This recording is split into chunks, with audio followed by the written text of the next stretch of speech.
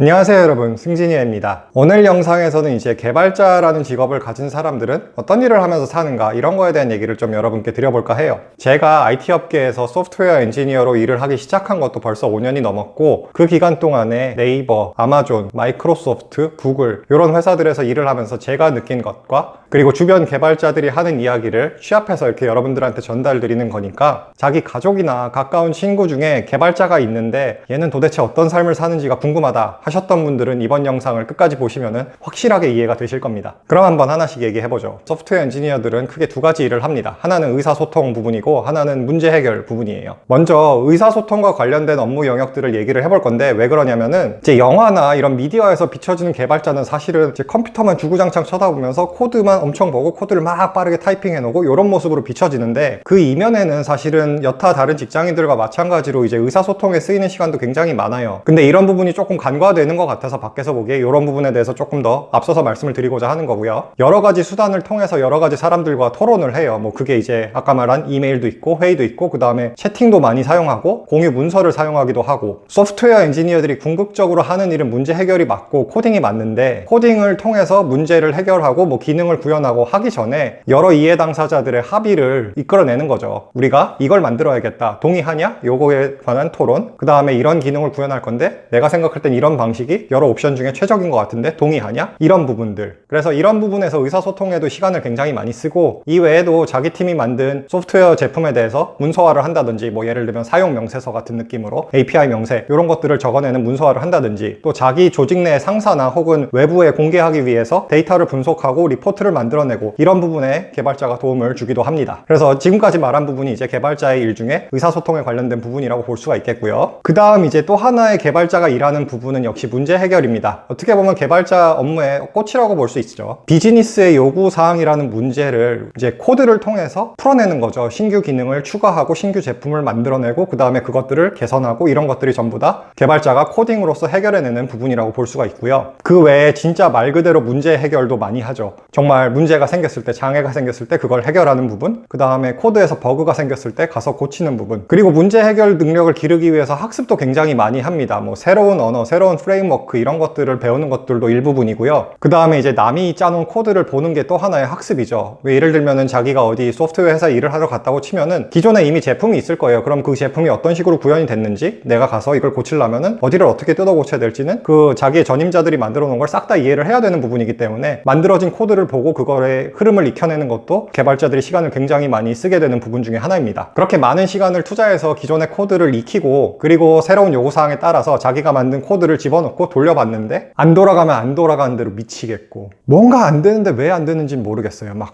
이거 내가 잘못한 건 아닌 것 같은데 뭐 이런 생각도 들고. 근데 보통 다시 보면 내가 뭔가 잘못했죠. 그리고 또 내가 새로 작성한 기능이 또 잘 돌아가면 그것도 그 나름대로 문제야.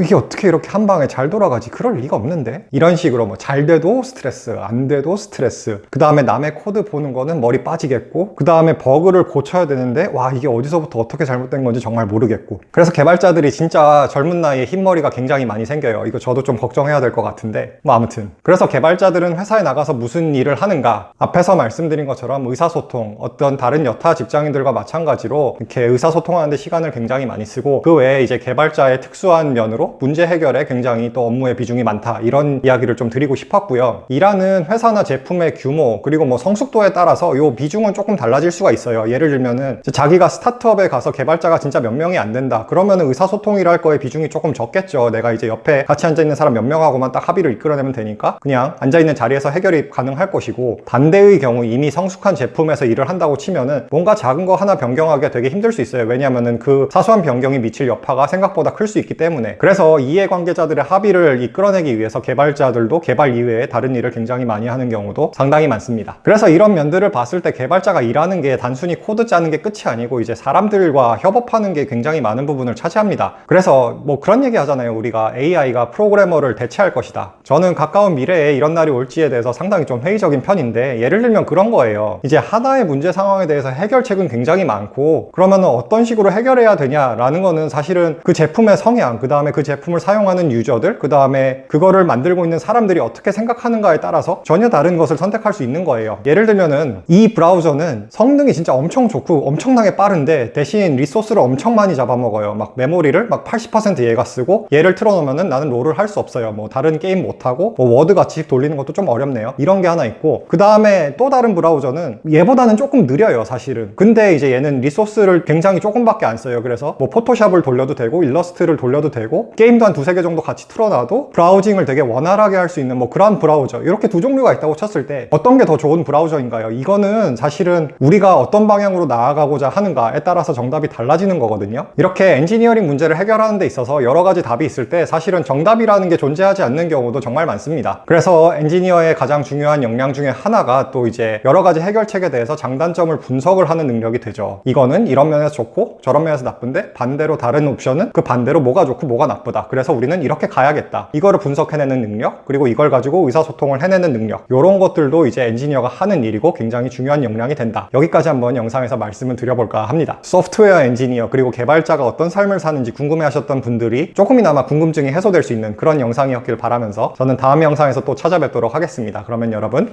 안녕히 계세요.